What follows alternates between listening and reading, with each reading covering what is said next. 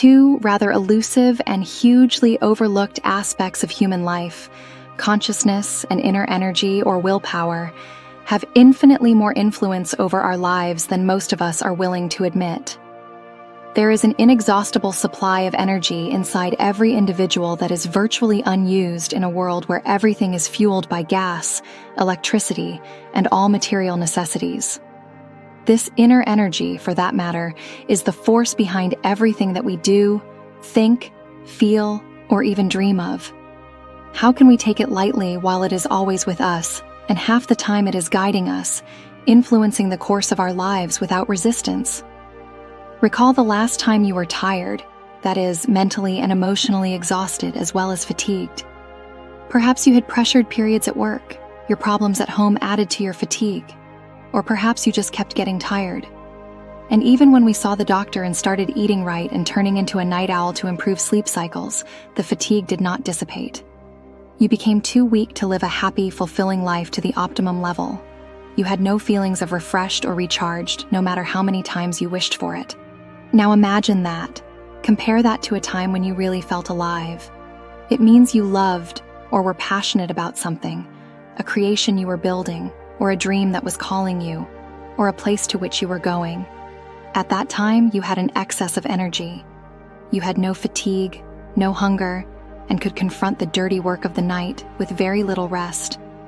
It was not the body that provided that energy, but a core source of energy, an essential energy within the person. This energy, people like to call it spirit, life force, or inner fire, is not restricted by the laws of physics. It is attached most clearly to the state in question. This energy flows through whenever we are in a state of flow, whenever our heart is open and our mind is clear. It allows us to work, to build, to embrace, and to rise above the seemingly impossible hurdle when we are tired. Let's look at the situation of a sportsman in a match. Most of us are familiar with descriptions of athletes who get a second wind in the last few minutes of a game and are able to summon up strength that one might have thought beyond them. And where does this second wind emanate from? It is not from their muscles, and in particular, not from their breath. It's from a mental and emotional place, from a psychic energy that they might not know they have until such time when they have to use it. The same applies in day-to-day life. It is not necessary to be an athlete to make use of the full potential of this source of self-power. Let's say, for instance, you are at work and there is a presentation that you have been preparing for the last 2 or 3 weeks. It has been a stress to your system, and you have been losing your energy drop by drop. But then the time comes for the big game, you rise to the occasion, and you just start performing incredibly. You are alert, well-directed, and well-spoken. Everything you pronounce is very clear. That energy you could always give never really went away, and was instead always waiting for you to harness it. However, its source and why there often appears to be a lack of energy is something that we don't actively consider quite as often. What makes us perform at our best on one day and want to pull the covers over our heads on the next? The answer is in the extent to which we are receptive of this style. The flow is shut off when we withdraw, because of fear, stress, anger, or sadness. The energy does not go away, but it can become locked up. Thus, the light cannot shine through us. A simple analogy can help explain this. Think of it like you are holding a hose pipe, and the water within the hose pipe is the energy. If the hose is twisted at one end, no water can come out of the hose. But the moment pressure is relieved from the hose, the water comes out in force. The same way, your inner energy also rises and falls. When you shut down emotionally or mentally, you limit yourself, and soon enough, you feel tired and stuck. However, when you open up and switch off emotions such as fear, anger, or self-doubt, the lights go out, and you are dead. Imagine that you were all down and out, maybe following a breakup. This included waking up feeling sluggish, stale, and listless, thinking you could go back to bed and still be tired. After validating this, it would be, every day there is something that happens, and then one day, one call from the person the thought was there that could have been lost. Suddenly, your whole state is different, You wake up in the morning, you wash the dishes, clean your home, and at the same time, you are ready to do all the jobs you were avoiding to do. Where did that energy come from? It was not the pizza boxes lying all over the floor causing it. It was an internal reserve, which you tuned to the minute your emotional status was switching. It begins in childhood and reoccurs in various forms throughout all stages of human life. As long as we are within the love column, inspiration, or even curiosity, our energy levels are always high. We buy into things that create a culture of fear, anger, or sadness, and as a result, we draw the curtain over that bubbling energy within us. No, it isn't that the energy is gone. It is, in fact, blocked. Well then, how do we free up this energy? The first is by being conscious of feelings and thinking processes without necessarily being drawn into them. What happens when we let go in mindful ways and stop arguing with ourselves about our feelings? Often simply switching the order of what you are doing can release a huge amount of energy and reconnect you to the endless source of energy that is always available to you. The second way is by practicing thankfulness and happiness. These emotions naturally open us up, causing energy to flow and become receptive. Just try to remember when you were fully alive last. Most likely, it was at the moment when you were most thankful or happy. These states of being may not only make you happy, they awaken the dormant force in you to make living a joyful experience as you handle the ups and downs of life. The next time you feel drained, ask yourself, what am I holding on to? What am I closing off from?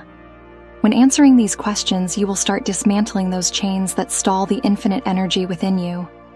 Where optimism is not pretending to be happy, where you know inside you are the opposite. It is not forcing your mind to fill with positive thoughts where the situation requires negativity. It keeps you receptive, grounded in the world, and recognizes that no matter how down you are, the energy is always there to rise up. In the end, inner energy is not a secret. It is a resource that is inherent in each human and is available at any time. It is the process of becoming attuned to the rhythm of life and what we have in our hearts and minds, and the act of letting spirit happen from within. When we do this, we realize we are much more capable than we think, and the power to create, to love, and to live is within our reach. While being right in front of us, this energy is somewhat similar to the river existing beneath the surface of life. It is a strange thing, an ethereal force, which implicitly dictates the nature of those perceptions altogether. Maybe we don't credit it enough for its directness in controlling our vision. Some individuals are energetic, regardless of age or conditions of their life, and I wanted to find out how those people felt. They are great trooper, ready to work the pass without complaining, and get up each day and say the world is a new movie. These are the people who have tapped into a secret that most of us overlook. Energy doesn't spoil and lose its strength if one has not used it in a long time. Rather, it gains more strength. This idea is quite captivating because it came out of the complete opposite of what most people have in mind when approached by the subject of energy. In many societies of Western civilization, humans literally focus on the numbers of calories, exercises, sleep, and external sources of energy. We eat and drink to boost our energy. Coffee, energy drinks, and a good night's sleep are perhaps some of the most sought-after commodities today for a happy worker. But deep down, there's something more, something untapped, an internal potency that is many times more than anything that could exist outside the body. The question is, how do we use it? The answer comes to one word: openness. Recall the moments when you were living actively with finding what is alive in the world. Perhaps it was the beginning of a new romance, a work you've come to be passionate about, or a sudden surge of happiness from out of the blue. During those periods, you had no time to worry about fatigue and what you had taken for breakfast or lunch. You were just available, open to life, to experience, and that electric current that enters a life when its doors are opened. One example is to recall a person who was once a neighbor when I was young. He was in his 80s, I think, but he would still go for a walk every morning around that area, making everyone he met smile with his very broad smile. He had a number of roses that he cultivated in his compound and house, and his compound and house were always clean to the extreme. What really surprised me, even during childhood, was the fact that the man appeared to be so full of energy. In fact, most people his age would so frequently complain of pains and aches and feeling very tired, but not him. One day, I said to him, "Why are you able to work so hard all the time? You never seem tired." He smirked and said, "You don't require energy to be young. That means that it is about how willing you are to embrace life." I'm totally with the latter. This quote I read says, "The more you let in, the more you have." I did not realize what he said, but much later, he was referring to something far more profound than mere strength. He came to accept an open heart as the attitude of his approaching life and to remain in touch with the source of power everyone has. But few remember. His wisdom resonates with a simple truth. Energy goes to where there are openings, that is, where it is received or created. It's not that we lose energy as we age or face challenges all the time. We just shut our hearts to it. For each time that we subject ourselves to fear, stress, negativity, or whatever you choose to tag it as, we are, in effect, closing the door on that fountain of energy that never runs out. Closing off thus becomes a conformative practice, and once conformative, it is not easy to deconform. But what happens when we stay open? What happens when we fail to act on the instinct to withdraw when facing challenges? I once did a project that almost made me hit the roof with so much tight schedules, so many revisions expected to be done in a day, much pressure expected to be met.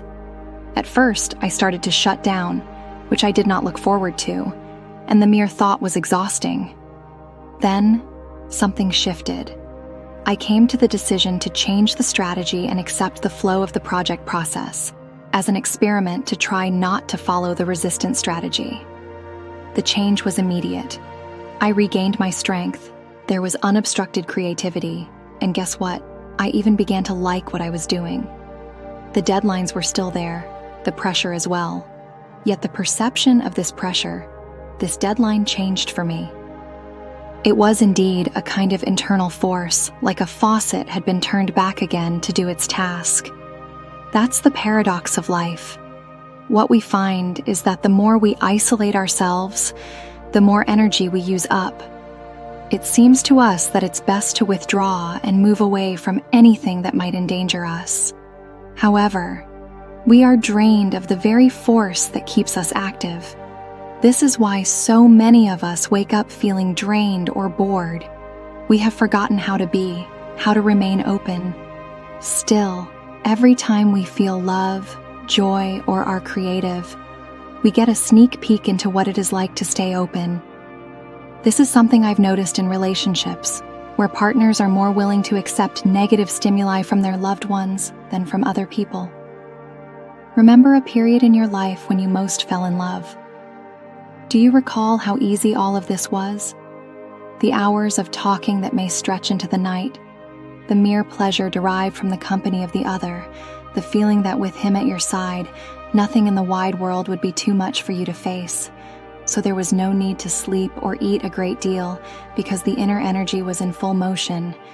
But the moment something went wrong, a disagreement, a misunderstanding, did you not see your energy become sapped almost immediately? It was not wrong to have the argument.